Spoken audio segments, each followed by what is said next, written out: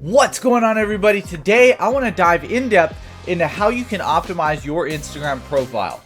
So a few weeks ago I did a podcast on personal branding and not forgetting about branding your personal brand. But today I want to give you a real tutorial on how you can actually optimize your Instagram profile to make money. Most of this just comes down to basic psychology. Understanding how your viewers look at your profile is very important. This is something that a lot of people overlook. When people come to your profile, if they came from a post, that's going to be the first thing to notice. But if they didn't come from a post, the first thing they're going to notice is your name, your bio, and then your profile photo. So let's talk for a second about your name. Your name on Instagram should not just be your name.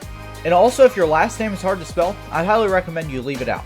So my account says Zack Bordeaux, and then it has real Zack B in parentheses. Why? Because that's what most people search me from. People are either searching for my name or my profile name on all my other platforms. And since Instagram's dumb and won't give me @RealZackB, I had to take the Zack B. But in order to make it more searchable, I put Real Zack B there. If I didn't have to do that, I'd be putting something like Zack B, a vertical line, then content marketing, or something along those lines that shows what I do. It makes it a lot easier for your content to be searched for when people are looking for something. For example, if you're a copywriter, it's very important that you have that in your name so that people can search that. The second most important thing is your bio. If your page is strictly a business page, you should have what you do and then a specific call to action. If you have a personal page, like a personal brand like mine, I have multiple different things there because that's just what I do. In your bio, you should not use generic tags. This is a great place to use branded tags though. Generic tags will make people leave your page and not actually engage with you. I'd also recommend that you link them out to a specific page on your website. Don't just leave it at your homepage. Make sure you take them to a specific site, especially if you have a call to action.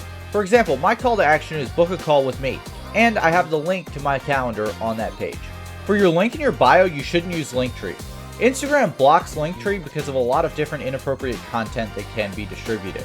If you're going to use something like this, use a different platform other than Linktree. The next thing that people look at is your profile photo. This is super important. Even on posts where people aren't looking at your profile, they're going to see it. I would recommend a clear headshot with your head and brand colors in the background if possible. In my case, I took my profile picture and put it in the Lightroom. Then I selected the background and gave it a blue tint since that's my brand colors. This is going to be really important as far as branding your profile goes because people are going to see this no matter where they're at. If you have a business page, I'd still highly recommend you put a profile photo unless you have a business with a large team.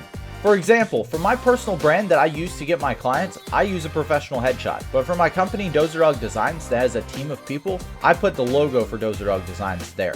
Next up is your highlights. Let's keep them short and specific. Get to the point, and another pro tip is clean them up every once in a while.